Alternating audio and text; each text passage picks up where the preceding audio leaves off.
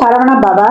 உருவாய் அருவாய் உளதாய் இலதாய் மறுவாய் மலராய் மணியாய் ஒளியாய் கருவாய் உயிராய் கதியாய் விதியாய் குருவாய் வருவாய் அருள்வாய் குகனே. அன்பர்கள் அனைவருக்கும் வணக்கம். நான் ஆதித்ய சொர்ணலட்சுமி பேசுகிறேன். இந்த பதிவு டிசம்பர் மாதம் நடைபெறவிருக்கும் பொதுவான பலன்களை ராசி பலனாக காணவிருக்கிறோம். வரலாக திருச்செந்தூரில் வீற்றிருக்கும் முருகப்பெருமானின் பொற்பாத கமலங்களையும் என் அன்னை வாராகியின் தாழ் பணிந்தும் என் குருநாதரை வணங்கியும் 12 ராசிக்கும் இந்த டிசம்பர் மாதம் என்பது ஆங்கில மாதத்தில் வரக்கூடிய நிறைவு மாதம். இந்த மாதத்தில் எப்படிமா நாங்கள் கடந்து வர்றது, இனிமேல் வரக்கூடிய வருடத்தில் நிறைய பயிற்சிகள் வேற இருக்க போகுது. அதனுடைய துவக்கம் இப்போத்துலேருந்தே எங்களுக்கு ஆரம்பிச்சிடும். நாங்கள் எப்படிலாம் இருப்போம் அப்படின்னு பல பேருக்கு பலவித சந்தேகங்கள். அதை நிவர்த்தி பண்ணக்கூடிய வகையில் இந்த பதிவுகள் அமர்ந்திருக்குது. அதனால் தனித்தனி பதிவுகளாக கொடுத்துருக்குறோம். இதை நீங்கள் பொறுமையாக பார்க்க வேண்டியது தான் நீங்கள் செய்ய வேண்டியது. இந்த மாதம் காணப்படக்கூடிய கிரகநிலைகள் பார்த்தீங்கன்னா ஆஸ் யூஷுவலாக எப்போ ரிஷபத்தில் குரு வக்ர நிலையில் இருக்காரு, செவ்வாய் நீச நிலையில் நமக்கு கடகத்தில், கன்னியில் கேது பகவான், விருச்சகத்தில் சூரியன் புதன், சந்திரன் மாத ஆரம்பத்தில் அங்கே உதயம் ஆகிறாரு. சூரியன் இந்த மாதம் பிற்பகுதியில் நமக்கு 16ஆம் தேதி அவரும் தனுசுக்கு சென்று அமர்ந்து விடுவார். சுக்கிரன் நமக்கு இந்த மாதம் 2ஆம் தேதியே மகரத்துக்கு, தனுசுக்கு இருக்கிறவர் அவரும் மகரத்துக்கு பயிற்சி ஆகிறாரு. சனி அதே இடத்துல ஆட்சி நிலையில் வக்ர நிவர்த்தி அடையிட்டார் இல்லையா, ஆட்சி நிலையில் இருக்கிறாரு. ராகு மீனத்தில் பயணித்து கொண்டிருக்கிறார். இந்த மாதம் பார்த்தீங்கன்னா புதன் வக்ர நிவர்த்தி அடைஞ்சிடுறாரு நம்மளுக்கு டிசம்பர் 15ஆம் தேதி. அதே போல் செவ்வாய் டிசம்பர் 6ஆம் தேதி வக்ர ஆரம்பிக்குது. இப்போ ஏற்கனவே நீசமாக இருக்காரு, திருப்பி வக்ரமாகவும் ஆகிறாரு. இந்த மாறுதல்களால் 12 ராசிக்கும் ஏற்படக்கூடிய சாதக பாதக நிகழ்வுகளை நம்ம இந்த மாதத்தில் இந்த வரக்கூடிய பதிவுகளில் காணவிருக்கிறோம். அன்பர்கள் பதிவினை முழுமையாக கேளுங்க. இந்த மாதம் சொல்லிருக்கின்ற எளிமையான வழிபாடுகள், பரிகாரங்கள் இதையெல்லாம் பின்பற்றி உங்கள் வாழ்வை வளமாக்கி கொள்ளுங்கள். மிதுன ராசி மிதுன லக்னத்திற்கான டிசம்பர் மாதத்துக்குரிய பலன்களை இந்த பதிவில் காணவிருக்கிறோம். இந்த இடத்தில் காணப்படக்கூடிய நட்சத்திரங்கள்னு பார்த்தீங்கன்னா நமக்கு மிருகசீரிஷம் 3, 4, திருவாதிரை 4 பாதங்கள், புனர்பூசம் 3 பாதங்கள். மிதுன ராசிக்கு இந்த மாதம் பார்த்தீங்கன்னா ரொம்ப நல்ல மாதம் சொல்லலாம். பிரச்சனைகளுக்கெல்லாம் ஒரு தீர்வு கிடைக்கக்கூடிய ஒரு அற்புதமான மாதம் அப்படின்னு இந்த மாதத்தை நம்ம சொல்லலாம்.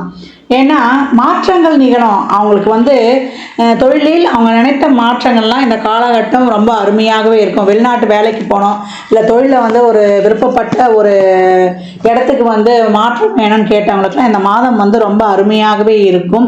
6ஆம் இடத்துல புதன் இந்த மாதம் வக்ர நிவர்த்தியும் அடைந்து விடுவார் அப்படின்னு சொல்லலாம் இந்த மாதத்தில் நம்மளுக்கு.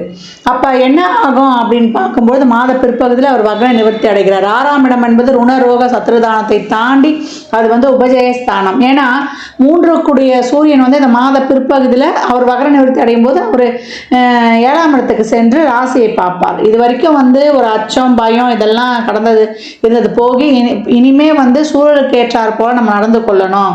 நம்ம தொழிலில் ஒரு சிறப்பான ஒரு முன்னேற்றம் அடையணுன்ற ஒரு எண்ணம் அவங்கள அறியாமையே அவங்களுக்கு காணப்படும் அப்படின்னு சொல்லலாம். என்னென்ன தவறுகள் செய்தோம் என்பதை உணர்ந்து இந்த காலகட்டம் சிறப்பாக அவங்க செயல்படுவாங்க. ஏற்கனவே 5, 12 கூடிய சுக்கிரன் 8ஆம் இடத்துல இருந்தாலும் 8ஆம் இடம் அதுக்கு மறைவு ஸ்தானம் கிடையாது. 8ல் போய் சுக்கிரன் உட்கார்ந்தா இது வரைக்கும் கணவன் மனைவிக்கிடையே ஏதாவது ஒரு கருத்து வேறுபாடுகளாக இருந்ததுன்னா அந்த கருத்து வேறுபாடுகள்லாம் நீங்கும்.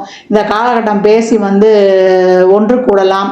அதே போல் சுப விரயங்கள் நடக்கும்.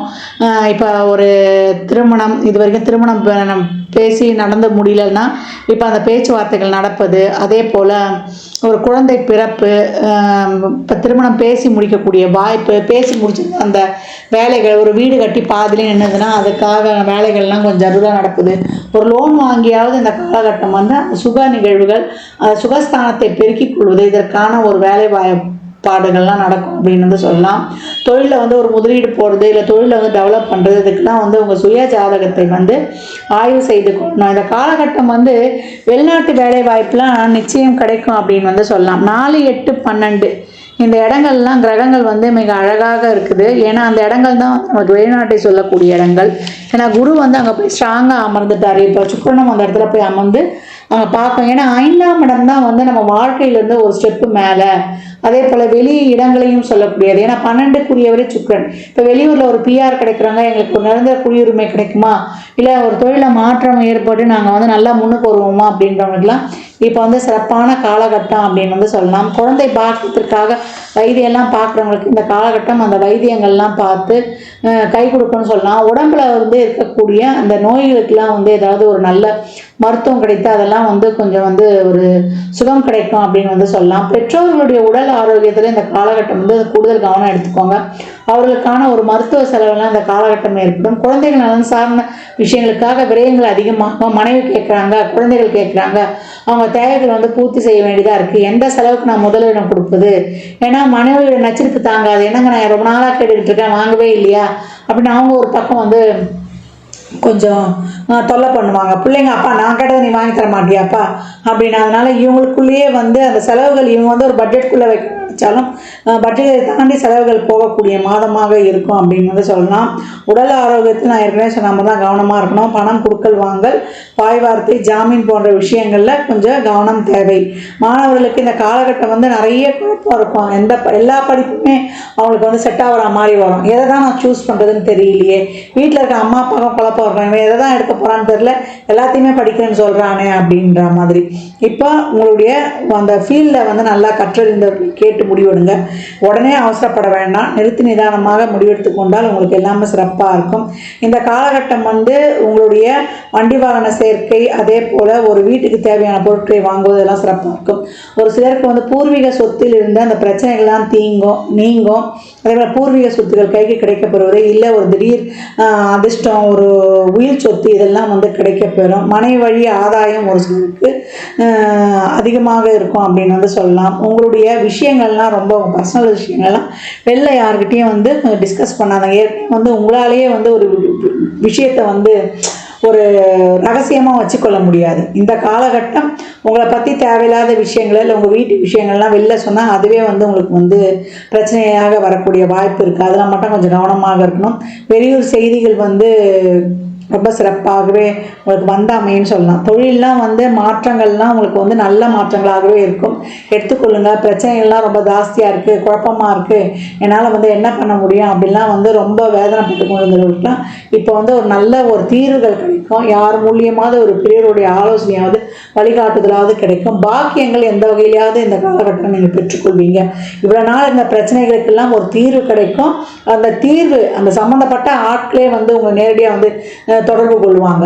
அப்போ யோசனை பண்ணிட்டு இருப்பீங்க, யார்கிட்ட போய் உதவி கேட்கணுன்னே அவங்களே கூப்பிட்டு, என்னப்பா திடீர்னு போவீங்க, வழியில் பார்ப்பீங்க, என்னப்பா வாப்பா எப்படி பார்க்குறா, நீ அவர் பிள்ளையாப்பா, நீங்கள் எங்கள் தூரத்து சொந்தம்ப்பா அப்படின்னு உங்களை அறியாமையே உங்கள் சுற்றி இருப்பவர்களாலேயே வந்து உங்களுக்கு உதவிகள் கிடைக்கக்கூடிய வாய்ப்பு அதிகமாக இருக்குது அப்படின்னு வந்து சொல்லலாம். நண்பர்கள் வழியாகவோ இல்லை தந்தை வழியாகவோ இல்லை தாய் வழியாகவோ இந்த காலகட்டம் அதிகப்படியான நன்மைகளை பெறக்கூடியவர்களாக இருப்பீங்க அப்படின்னு சொல்லியாச்சு. இந்த வாக்கால் தொழில் செய்பவர்களுக்கெல்லாம் இந்த காலகட்டம் வந்து ஒரு நல்ல ஒரு பெனிஃபிட்ஸ்லாம் கிடைக்கக்கூடிய மாதம். செலவுகளை திட்டமிட்டு கொண்டாலும் அது கைக்கு மீறி போகும். அதனால் வந்து சுப விரயங்கள் தான் சொல்லிட்டு அதை அப்படியே கடந்து வந்துடுங்க. எதுலேயுமே வந்து அவசரப்படாதீங்க. தேவையில்லாமல் ஒரு பயமோ, தேவையில்லாத குழப்பமோ, தேவையில்லாமல் ஒரு அச்சமோ வேண்டாம். நம்ம வந்து இதை விட நல்லா செஞ்சுருக்கலாமா, இல்லை நம்ம தப்பாக செஞ்சிட்டோமா அப்படின்லாம் வந்து தேவையில்லாத நெகட்டிவ் எல்லாம் போடாதீங்க. பொறுமையாக நிதானமாக நல்லா தெரிந்த அறிந்த விஷயங்களில் மட்டும் தைரியமாக களமிறங்கி செயல்படுங்க. விரயங்களில் வந்து இந்த காலகட்டத்தில் 10 ரூபா எஸ்டிமேட் போட்டால் அது 40 ரூபாயில் முடியும்.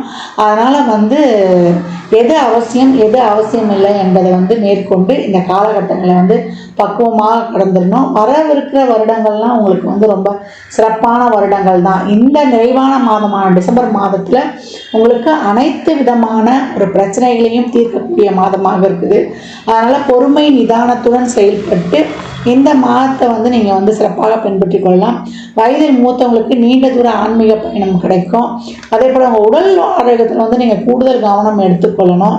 அதே போல் பணம் சார்ந்த விஷயங்களில் கொஞ்சம் கவனமாக இருக்கணும். உறவுகளுக்கு தான் கொடுத்தேன் அப்படின்னு சொல்லிட்டு இந்த ஜாமீன் கையெழுத்து இதிலெல்லாம் வந்து கொஞ்சம் கவனமாக இருக்காங்க. பத்திரம் சார்ந்த விஷயங்களில் பிரச்சனைகள்லாம் இருந்தாலும் அதெல்லாம் வந்து இந்த காலகட்டம் வந்து நீங்கள் உங்கள் கைக்கு கிடைக்கும். பெண்களுக்கு குடும்பத்தில் வந்து இந்த சுப நிகழ்ச்சிகளில் நீங்கள் தான் எடுத்து முன்னணி செய்கிற மாதிரி அதுக்கு ஒரு ஆக்டிவாக நீங்கள் தெரிஞ்சு எல்லாமே ஒரு சுகமான சுமை தானே அப்படின்னு சொல்லிட்டு இது பண்ணுவீங்க. உங்களுடைய கணவருக்கும் நீங்கள் வந்து ஒரு சப்போர்ட்டாக இருந்து நல்லா ஒரு சந்தோஷமாக ஒரு என்ன சொல்கிறது, இந்த ஊழல்லாம் வந்து மறைந்து கூடலாக மாறி இணைந்து ஒற்றுமையாக செயல்படக்கூடிய ஒரு அருமையான நேரம்னே சொல்லலாம். 1000 வந்து சண்டை இருந்தாலும் அது வந்து சூரியனை கண்ட பனி போல விலகி எல்லாருமே ஒரு சந்தோஷமாக காலைல சண்டை நடக்கும், எப்பயோ பார்த்தா மாலையில் வந்து இணக்கம் ஆகிடுங்க. அப்படி தான் இருக்கும். ஒரு கணவன் மனைவிலாம் சண்டைலாம் போட்டால் அதை வந்து 5 நிமிஷம் கூட நீடிக்கக்கூடாது. கணவன் மனைவி வந்து அதை வந்து ஒரு டாமினேட் ரிலேஷன்ஷிப்பாக பார்க்காதீங்க. ஒரு சக தோழமையாக ஒரு நன்றி உணர்வோட ஒரு அன்போடு இருக்கும்போது அந்த உணர்வு வந்து மிகப்பெரிய வெற்றியை தரும்னு சொல்லலாம். அவங்க ஏதாவது ஒரு சமையல்லையோ இல்லை ஏதாவது ஒரு திருந தப்பு செஞ்சுட்டாங்கன்னா பரவாயில்ல விடு பார்த்துக்கலாம், நீ நல்லா தான் செய்வ, ஏதோ இப்போ இன்றைக்கி ஏதோ தெரியாமல் நடந்துருச்சு விடு அப்படின்னு சொல்லிட்டு நீங்களோ இல்லை உங்கள் கணவர் தப்பு பண்ணால் விடுங்க, அங்கே வந்து நீங்கள் சரியாக தான் பண்ணியிருப்பீங்க, அங்கே ஏதாவது தப்பு நடந்திருக்கும் அப்படின்னு நீங்கள் ஒருவரை ஒருவர் புரிந்து கொண்டு விட்டு கொடுத்து கொண்டு அன்பை மற்றும் மூலதனமாக வைத்து நீங்கள் வந்து உறவாடும் பொழுது அந்த உறவில் கிடைக்கக்கூடிய இனிமையெல்லாம் வந்து ரொம்ப அருமையாகவே இருக்கும் அப்படின்னு சொல்லலாம். மிதுனம் புதுமையை எதிர்பார்க்கக்கூடியவர்கள் இந்த காலகட்டம் அதெல்லாம் வந்து ரொம்ப சிறப்பாகவே இருக்கும். உங்களை நீங்களே வந்து எக்ஸ்போஸ் பண்ணிக்கிறது, டெவலப் பண்ணிக்கிறது, உங்கள் நாலேஜை விரிவுபடுத்திக்கிறது, இதற்கான வழிகள்லாம் வந்து இயற்கையாக அமையும். அதையெல்லாம் பின்பற்றி கொண்டு வரவிருக்கும் வருடங்களில் உங்களுடைய என்ன சொல்கிறது உங்கள் நாலேஜ் வந்து டெவலப் பண்ணி 10 பேருக்கு வந்து உங்களுடைய அறிவை வந்து நிறைய ஷேர் பண்ணுங்கள்.